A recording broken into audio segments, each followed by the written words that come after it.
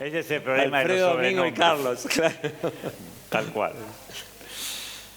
Bueno, buenos días a los que no pude saludar.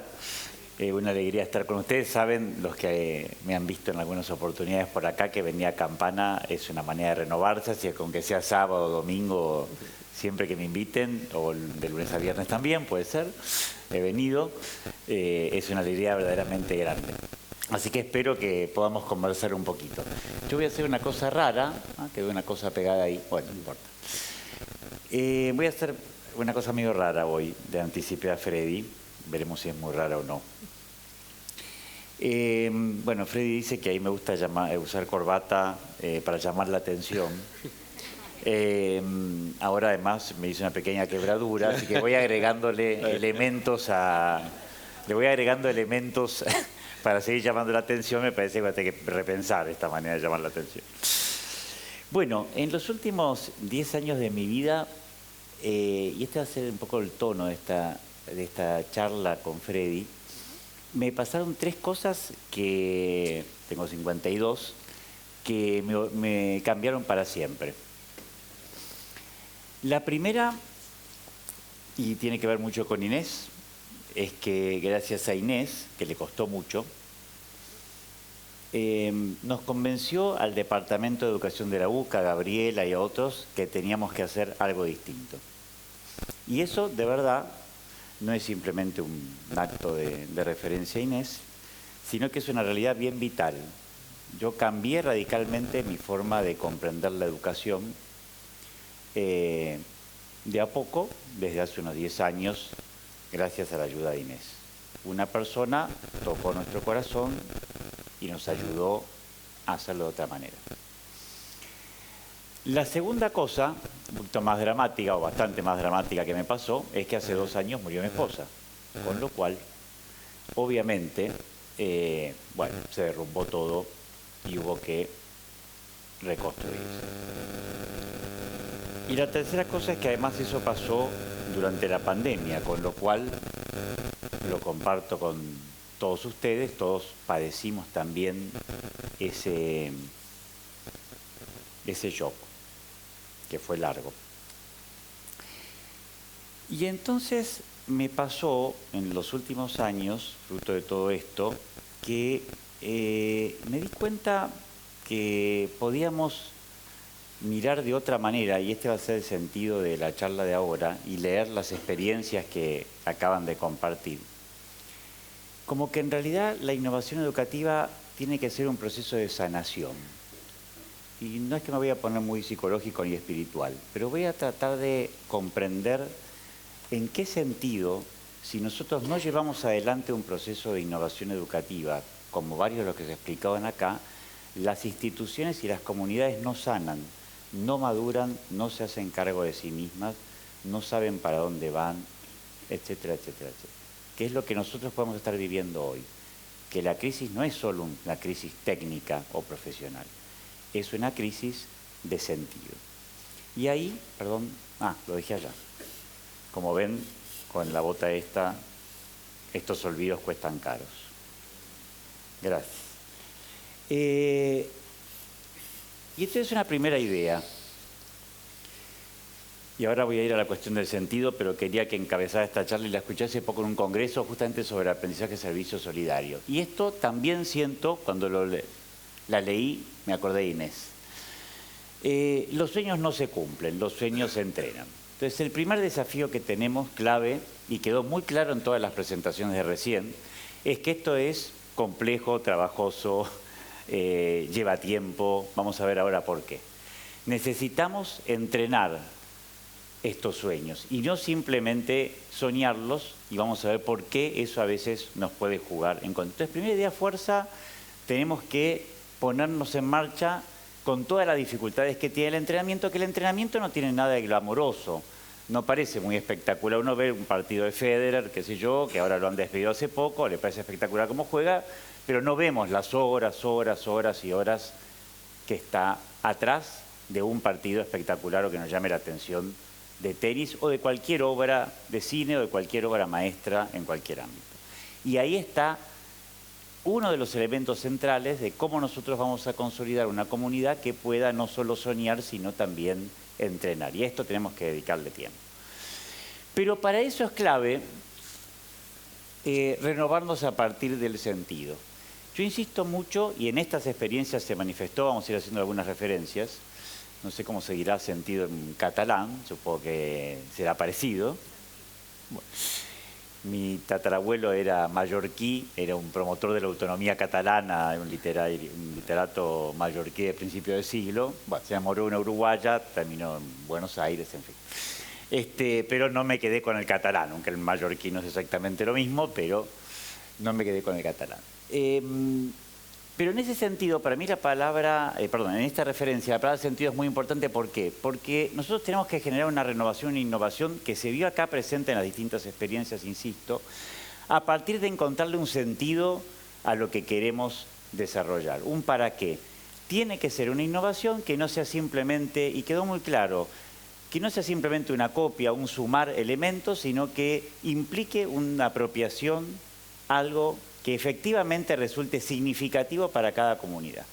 Por eso es clave, y a mí me parece que en castellano la etimología de esta palabra, ayuda mucho, que pasa por esto, porque en definitiva el sentido implica la reunión de la percepción, del sentimiento, de la orientación, de la finalidad. No es solamente lo abstracto, a dónde voy en un sentido teórico, sino a dónde siento que tengo que ir, a dónde percibo que tengo que ir, y para eso tengo que poner en juego el cuerpo de la institución. No sé si me logro explicar. En ese sentido, no escribamos el proyecto educativo institucional. ¿A dónde vamos afectivamente, como cuerpo, como comunidad, en términos de innovación? Y acá les dejo algunas preguntas, porque la segunda cuestión clave en el desafío de una innovación con sentido pasa por algo que, fíjense que en todas las experiencias se repitió, la cuestión del acompañamiento. Si no hay procesos de acompañamiento que implica preguntas profundas en torno no solo del cómo, sino del para qué estamos haciendo, para qué estamos innovando, por qué estamos optando por estas metodologías, esta otra u otras combinaciones, si no logramos ese tipo de preguntas, nosotros, y nos acompañamos en ese diálogo, nosotros no vamos a caminar juntos en ningún tipo de cambio de innovación. Nadie cambia si no está acompañado y si no le dedicamos tiempo al acompañamiento. Entonces el problema no pasa solo, y fue clarito recién también, no pasa solo por tener buenas ideas, o traerlas, o mezclarlas, etc. Sino que pasa sustantivamente por cómo nos vamos a acompañar para poder llevarlas adelante. Y eso implica sustantivamente, yendo a otra palabrita griega, usada mucho por Aristóteles, que se puede traducir como sabiduría práctica, prudencia. Bueno, lo tengo acá adelante, pero estoy acostumbrado a mirar para atrás. En definitiva, nosotros tenemos el problema, ahora sí creo que con esto puedo... Este es el puntero, ¿no? Sí, hay un puntito que aparece. Bueno. Esto es típico nuestro hasta cierto punto en la construcción de nuestros PEI, etc. Y acá se produce una ruptura. Las prácticas no siempre están alineadas con lo que nosotros decimos por escrito que queremos hacer, y encima, y eso lo podemos ver, pero no lo vemos porque no le damos suficiente tiempo. Y fíjense cómo estas experiencias también pusieron el foco en esta cuestión, en la evaluación o la reflexión de lo que hacemos, por supuesto, en relación con lo que nos estamos preguntando. Entonces, acá también surge el problema de que si nosotros queremos construir una innovación con sentido, o una escuela con sentido, tenemos que abandonar solo la estrategia del desarrollo burocrático y encima sobre la base de estructuras tradicionales, empezar a mirar esa articulación entre prácticas y estructuras y finalmente hacerlo mediante una evaluación profunda que nos produzca una conciencia del cambio que tenemos que realizar. No sé si logro explicarme. Es un proceso que lleva tiempo, pero que para cualquiera de los cambios que se desarrolló fue clave poder encararlo. Y acá voy a dar algunos elementos sobre la base de este texto. No sé si alguno lo ha leído. Levante la mano quien lo leyó. Bueno, muy recomendable.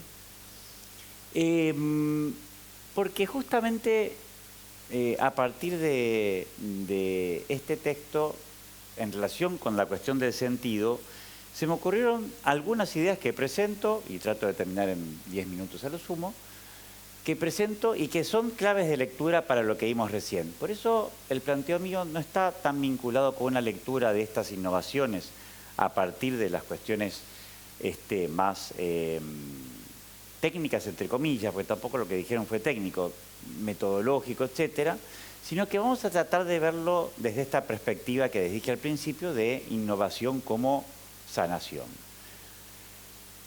¿Cuáles son algunos elementos que a mí me parece que resultaron útiles si nosotros vemos justamente la innovación no como simplemente adoptar nuevas ideas o nuevas técnicas, sino un verdadero diálogo con la historia de la escuela, con el sentido de la escuela, con su comunidad? En primer lugar, nosotros hace tiempo que vemos que tenemos que cambiar. Sin embargo, que decidamos o que pensemos que tenemos que cambiar no significa que lo vayamos a hacer. Entonces, primera cosa clave, ¿por qué muchas escuelas nuestras no cambian demasiado? Porque nosotros podemos estar viendo la posibilidad del cambio, pero seguimos paralizados.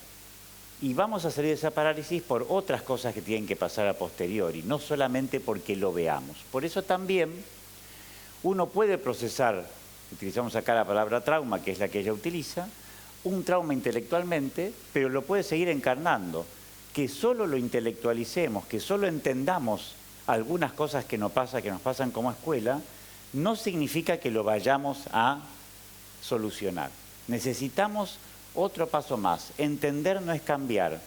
Para cambiar se necesitan otras opciones, otras aperturas. Hablamos del acompañamiento.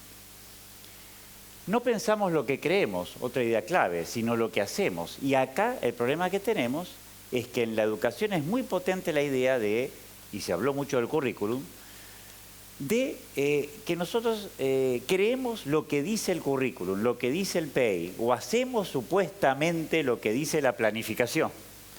Pero después, cuando vamos a la realidad, nos damos cuenta que en realidad lo que creemos no es lo que está escrito. Lo que creemos de verdad es lo que nosotros estamos haciendo. Por lo tanto, lo que tenemos que revisar son estas prácticas. Tomar conciencia para hacer una revisión verdadera de las prácticas que estamos encarando. Y esa es otra instancia central que también emergió en bastantes de las propuestas de recién. Seguramente ustedes, cuando van asesorando o ayudando grupos de escuela, saben que esta es una parte clave, que es revisar las prácticas y no solo las supuestas creencias o pensamientos que tenemos como escuela, que a veces están muy alejadas de la realidad y de las prácticas. Nadie sana en línea recta, otra cosa que aprendimos mucho con Inés, y ella insistió mucho en nuestro proceso de cambio. No hay una especie de determinismo de cuando empieza la bola del cambio a girar, la cosa va derechito. Es muy complejo, es muy expedicionario, podríamos decir, porque uno se mete en una selva que no conoce del todo. Por lo tanto, lo que va a pasar es que uno se va a encontrar con animalitos de distinto tipo, adentro de uno y afuera, algunos más amigables y otros menos amigables, y todo eso va a emerger y no se va a progresar en línea recta, como si una vez que descubrí, como si una especie de conversión en donde yo me convierto y parece que todo va bien. No, ni siquiera cuando la gente se convierte la cosa funciona linealmente. Requiere trabajar con el pasado. Fíjense que algunas de las referencias Ariel lo señaló. Tengo que mirar al pasado, pero no, como vamos a ver luego, en un sentido solo museístico, sino lo tenemos que mirar al pasado para entender de dónde viene esta escuela y cuáles son sus posibilidades de cambio y de conversión. Tenemos que trabajar con ese pasado, no para quedarnos atrapados en él, ya lo vamos a ver, sino para pisar sobre ese pasado en función de nuevas realidades.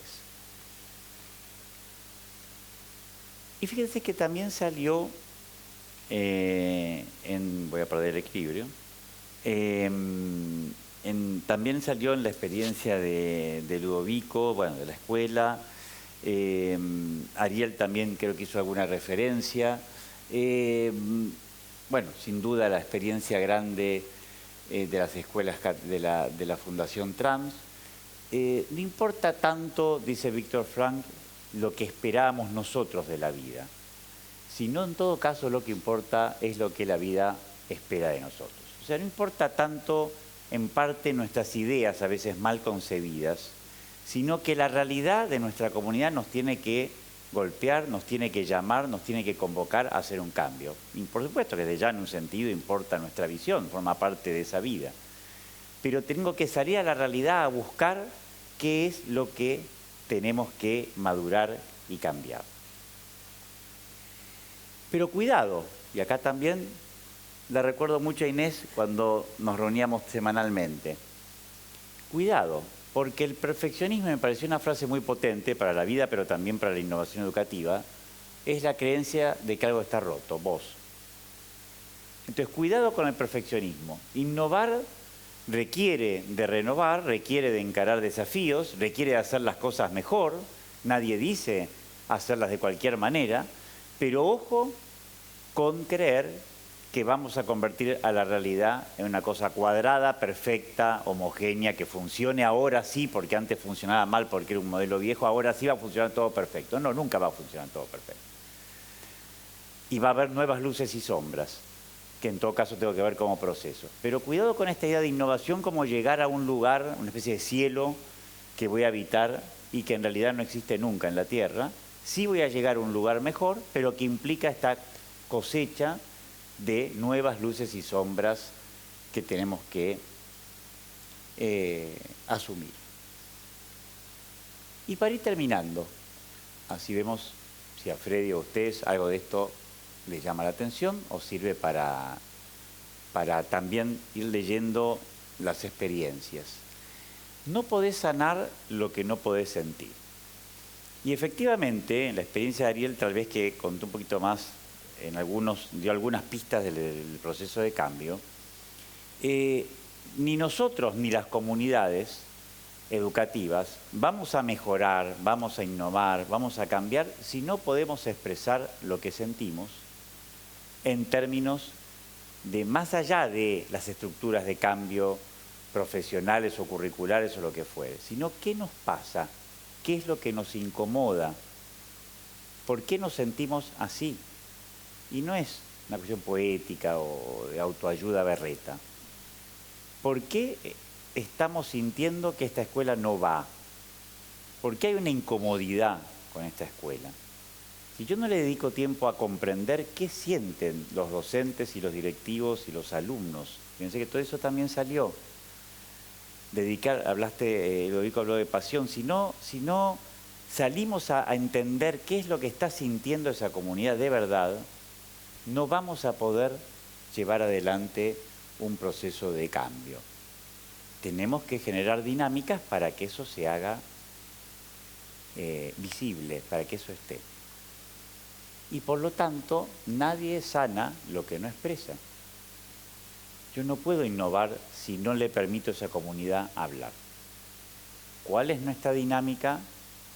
Que ustedes presentaron ideas para darle la palabra a los chicos, para darle la palabra a los docentes, para darle la palabra a las familias. ¿En qué lugar eso se va a hacer? Si no le dedicamos tiempo, vamos a avanzar con una transformación técnica, pero no con una transformación efectiva. Y vamos a volver a caer en un como sí, porque cuidado, venimos del como sí de la escuela tradicional, que no tiene resultados, pero también podemos pasar al como sí de la innovación. El ser humano tiene una gran capacidad para arruinar cualquier buena idea. Entonces, siempre se puede arruinar todo, ha quedado demostrado en la historia de la humanidad, está clarísimo. Nada te garantiza que vos, porque te sumes una nueva ola, no lo vas a poder resecar. Siempre lo podemos resecar. Tenemos que mantener la vida de esa innovación anclada en la cultura. Y para eso tiene que haber palabra. Otra idea fuerte que para mí, en la relectura de lo que nos pasó, fue muy potente. No se puede sentir amor y miedo al mismo tiempo. Casi yo diría, no se puede innovar y tener miedo al mismo tiempo. Si estamos asustados, no vamos a cambiar nada. Entonces tenemos que empezar primero a poner esos miedos sobre la mesa, porque a mí me da miedo dar clase de manera distinta, a mí me da miedo gestionar la escuela de manera distinta, a mí me da miedo salir a dialogar con las familias de otra forma, a mí me da miedo darle lugar al alumno distinto del que tuvo hasta ahora, no porque esté en contra, porque yo intelectualmente sé que tiene que estar motivado, que tiene que participar, todo eso lo sé, pero tengo que reconocer que a mí me da miedo porque no lo sé manejar. Y entonces tengo que eso trabajarlo para que ese miedo vaya dejando espacio al amor, al cambio, porque al fin y al cabo, si cambiamos lo hacemos porque lo que queremos es que esa comunidad pueda desplegarse humanamente lo más posible. Poner fin al propio victimismo, como distinguen bien Viktor Frankl, Edith Eger. Una cosa es, todos podemos ser víctimas, a todos nos puede pasar algo, o me pasó a mí, o como les pasó a ustedes, o como nos pasa a todos. El asunto es que no me vuelva yo víctima permanente, que no introyecte ese victimismo. Entonces la escuela tiene que desvictimizarse. Está muy victimizada, porque ustedes vieron que nos echan la culpa de todo, no sé si se dieron cuenta, no hace falta más que abrir un diario o escuchar cualquier comentario para... Es cierto que nos quieren volver víctimas, pero tenemos que salir del campo de concentración que nos hemos armado, fruto en parte de la culpa de muchos, pero también nosotros mismos, salir a veces del cómodo lugar de estar adentro del campo para pensar cómo vamos a protagonizar los desafíos que tenemos como escuela, no importa que el contexto nos juegue en contra, como hablábamos hace un rato con Ariel. Y para ir terminando, para lograr la curación, podríamos decir para lograr la innovación, tenemos que encontrar esas oscuridades de la escuela. Fíjense cómo recién se plantearon, tenemos que poner sobre la mesa lo que nos está saliendo mal, lo que hicimos mal.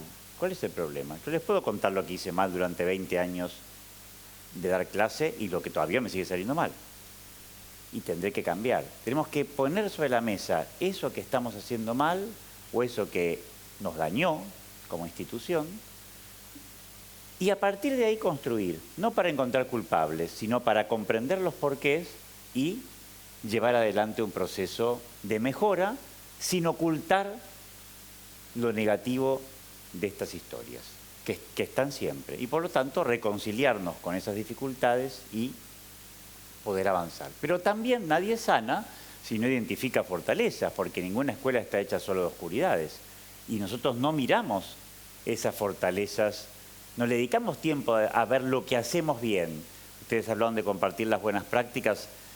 Es clave una red de buenas prácticas y docentes que estén mostrando lo bueno que hacen. ¿Cómo acompañamos nosotros o cómo conformamos redes para que esas buenas prácticas se difundan, se comuniquen, se enhebren, se recreen? Tenemos que ponerlas sobre la mesa. La decisión más importante no es la que tomó la escuela hace 50, 100 años o la que el currículum... La decisión más importante es la que podemos tomar ahora. Dejemos de vivir atrapados o encarcelados, vamos a ver enseguida, por el pasado de nuestra escuela. No importa que lo hayamos hecho muy mal, si quieren verlo así, no creo que todo sea así. Pero les puedo asegurar, y está bastante demostrado en la historia de la educación, que hay momentos en donde uno dice, ahora empezamos de nuevo. Y de a poco se inicia un nuevo capítulo. Y eso se puede hacer siempre, reuniendo los recursos y las personas que necesitamos para avanzar. El cambio es lento, decepcionantemente lento. O sea, tampoco hay un cambio puede parecer rápido. Se pusieron ejemplos de cambios que pudieron hacerse en algunos años, pero a veces también pasa, y nosotros lo percibimos en nuestra experiencia, que de golpe hay retrocesos o aparecen nuevos problemas. Entonces, no nos asustemos también de que el cambio no es un lugar al cual uno llega y ya está, como dijeron en su experiencia. Estamos siempre reencontrándonos con el desafío de la renovación. Huir del pasado y luchar contra el presente es encarcelarnos. Entonces hay dos formas de innovar mal o de no innovar. Una es esta idea de tiro todo lo que pasó, huyo, Si huyo, no me hago cargo. Si la innovación es una especie de huida del pasado sin comprender el sentido de la vida de la escuela, no voy a innovar, voy a escaparme. Son dos cosas distintas. Y también, si luchamos contra un presente que nos abruma, también quedamos encarcelados. Entonces, en ese sentido, ¿cómo enhebrar bien toda esa historia y ese pasado con un presente que tenemos que integrar y que nos tiene que desafiar? Finalmente, termino, quererte como eres, casi diría yo, escuela imperfecta y plena. Dos términos que parecen contradictorios. Sí, vamos a hacer una escuela imperfecta y plena, como todos nosotros. Ninguno le sale todo bien. Sin embargo, eso no significa que no tenga cierta plenitud. Entonces, tenemos que lograr no oponer esta lógica de comprender siempre nuestras fortalezas y debilidades, porque el día que no tenemos debilidades es que estamos muertos, básicamente. Y en ese sentido, caminar siempre a partir de este reconocimiento razonable de que la plenitud no es la perfección. La plenitud es estar siempre caminando en esa lógica. Y finalmente, y fíjense que en las experiencias de recién también surgió, podríamos poner varios ejemplos, los cambios que Ludovico relató en torno de la pandemia, bueno, cómo ustedes fueron entramando con distintas escuelas, el desafío que tuvo Ariel, Guillermo, en el fondo, vaya si toda la experiencia de redes de tutoría no es un riesgo, nadie innova si no corre riesgos. O sea, y ahí no podemos evitarlo. Innovar es ponernos en un lugar de riesgo. Dijimos antes que había animalitos de todo tipo que nos rodean y adentro nuestro también. Bueno, efectivamente, innovar es correr riesgos y por lo tanto no es nunca un lugar seguro. Siempre es un lugar en donde con cierta razonabilidad nos ponemos en una situación misteriosa, inesperada. Y donde uno se lastima un poco, por supuesto, como cualquier situación de riesgo o de aprendizaje novedoso. Finalmente, la búsqueda del sentido es la fuerza primaria que nos tiene que orientar. Nosotros tenemos que estar todo el tiempo preguntándonos si esto que estamos haciendo nuevo es en función de qué. No simplemente de que lo adopté, sino en función de aprendo de otros, perfecto, pero lo hago para encontrarme con el sentido de la escuela y para que lo que hagamos efectivamente responda a la naturaleza de esa comunidad. Bueno, ahí terminamos. Llego hasta acá. Gracias.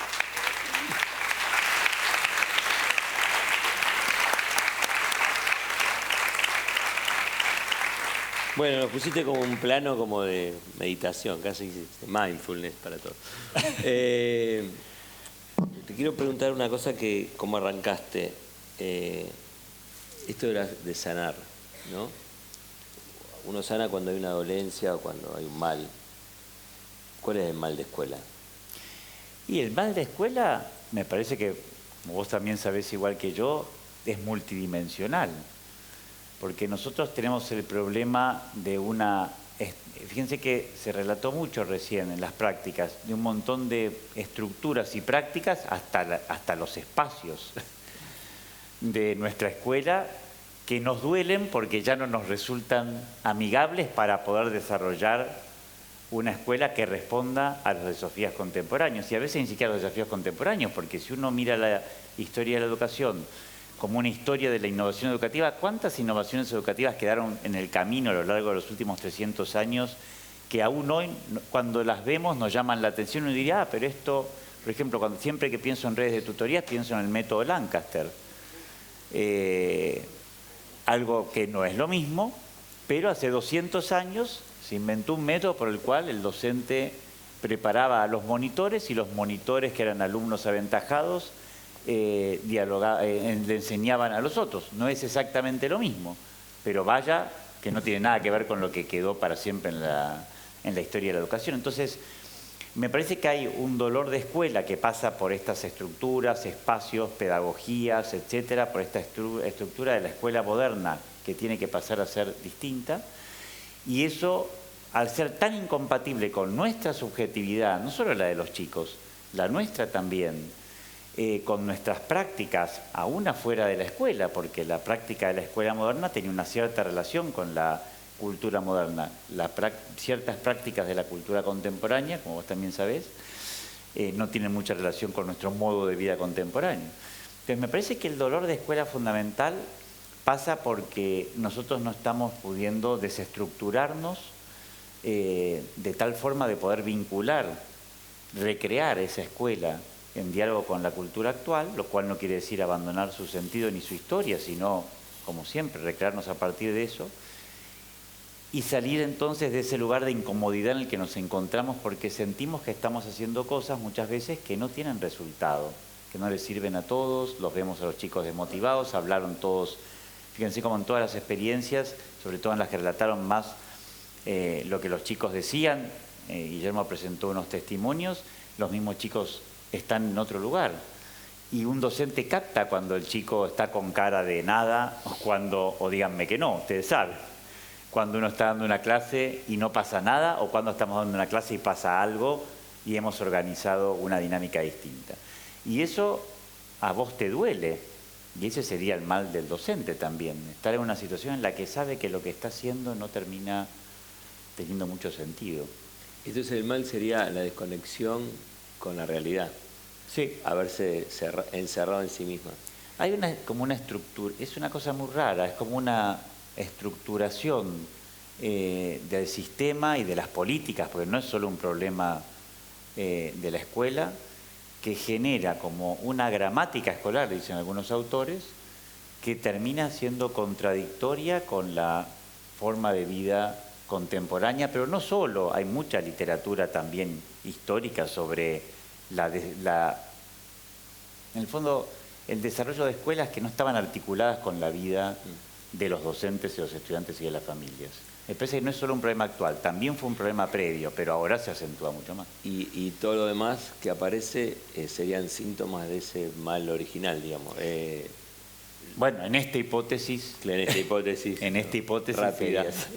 En esta hipótesis que habría que ponerle muchas otras dimensiones. Pero básicamente a mí me parece que... Por eso yo no veo tanto la innovación como un problema de pasado versus presente, que a veces se plantea así.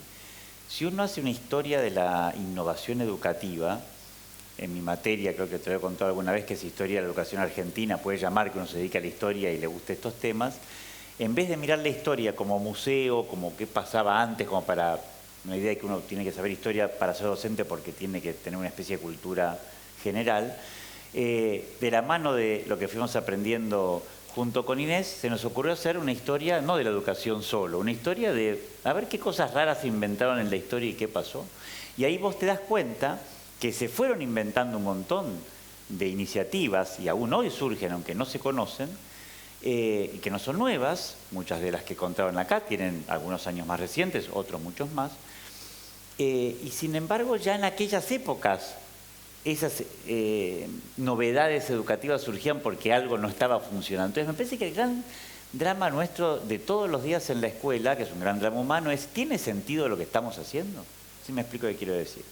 Que no es un problema solo del cómo, sino del para qué. Está conectado con nuestra comunidad, ¿dónde vamos? Y esto que estamos haciendo, estas prácticas están articuladas con a dónde vamos y esta estructura de espacios, de tiempos, de trabajo. Incluso la innovación.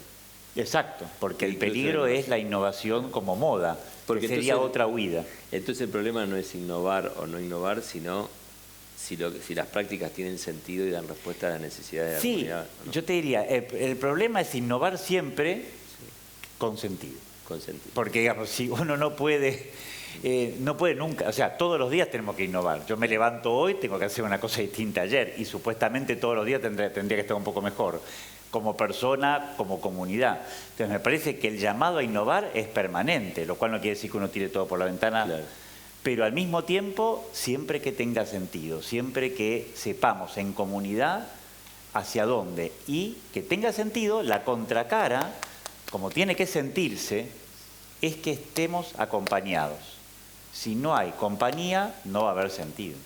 Si no hay comunidad, si no hay red, ¿no? Si no hay transversalidad, si no hay cooperación. Pero el drama ahí es que esto a veces suena a poesía, disculpen que lo diga así, o sea, suena algo etéreo, Pues dice, qué lindo, Charlie está diciendo esto, así es que interesante. Ok, ¿cuándo lo hacemos? ¿En qué lugar está agendado?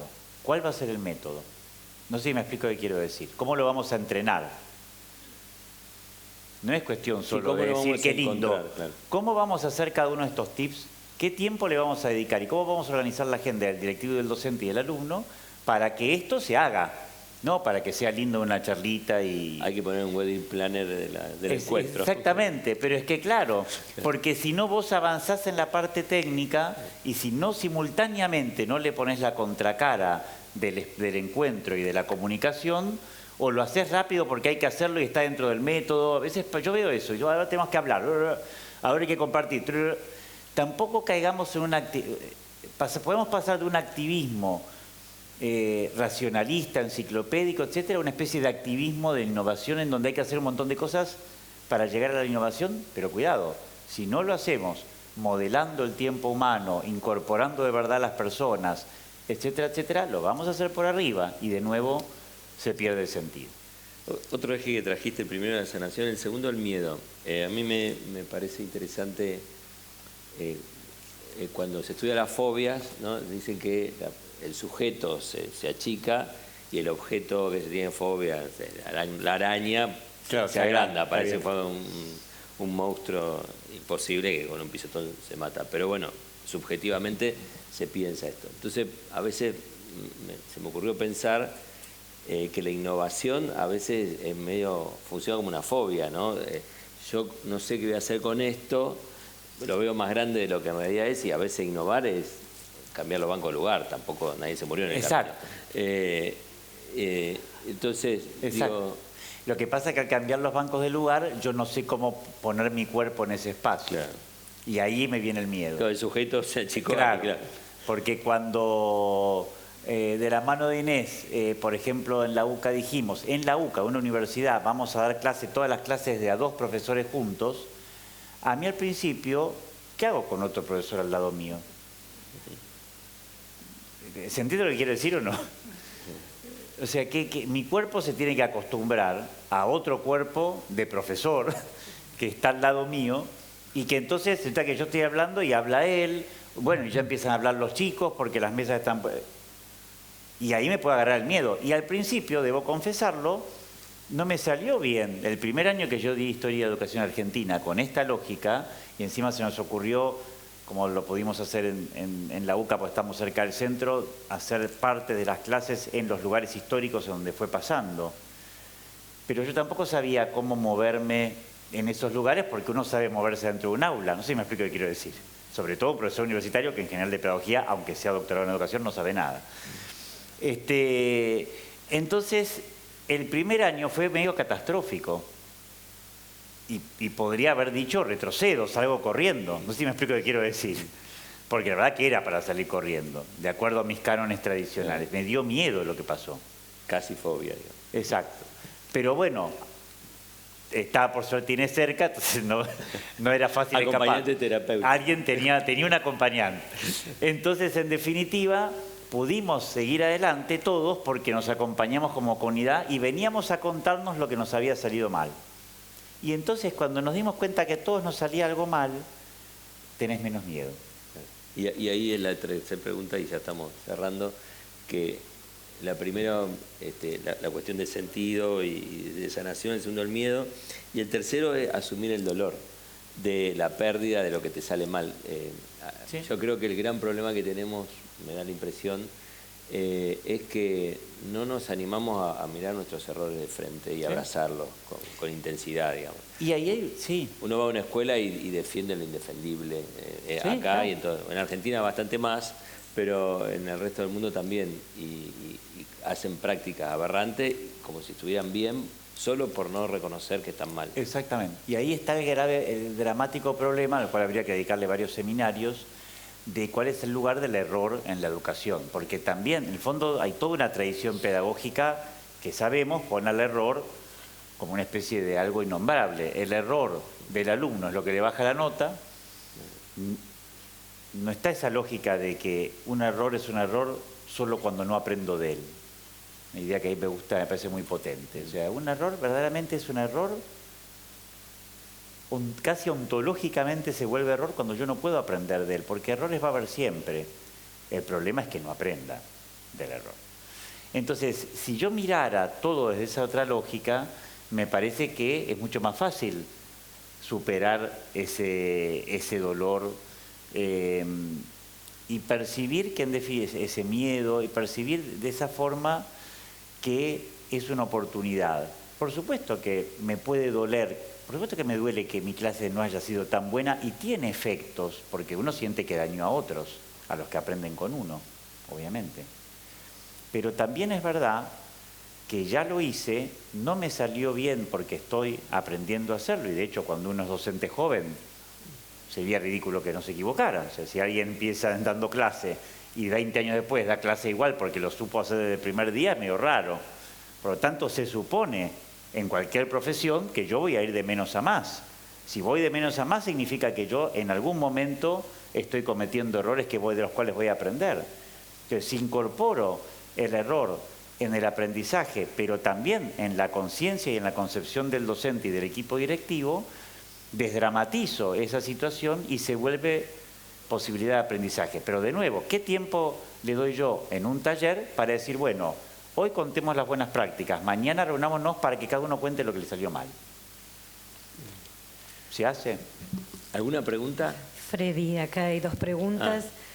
Bueno, dicen, nos gustaría saber qué mirada tienen de la discapacidad estos programas y propuestas. Hago las tres y... Puedo decir algo sobre eso, me animo a decir. Y después, me gustaría saber cómo lograr que la innovación no sea tan solo el fin, sino el medio, y cómo contagiar a que todos los docentes de una institución se sumen a la innovación.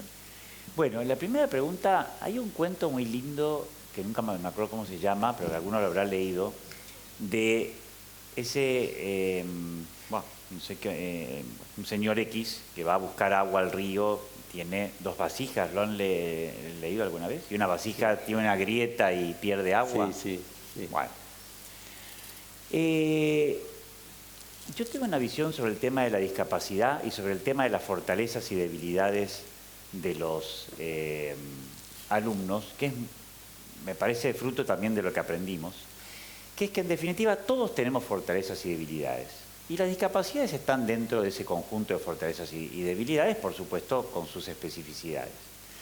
Entonces me parece que nosotros en un modelo de innovación, que en definitiva debería estar vinculado con la vida, vivir es encontrarte con todo lo que pasa en la vida, que no es solamente cierto tipo de personas, etcétera, etcétera.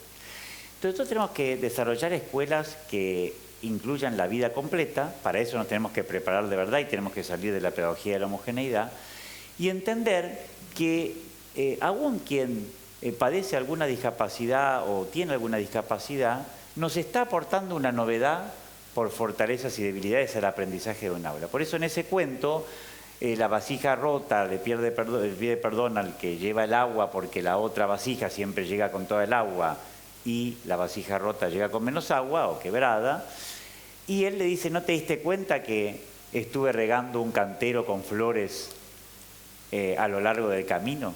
Entonces vos creías que tu rotura era menos y tu rotura me embelleció el sendero.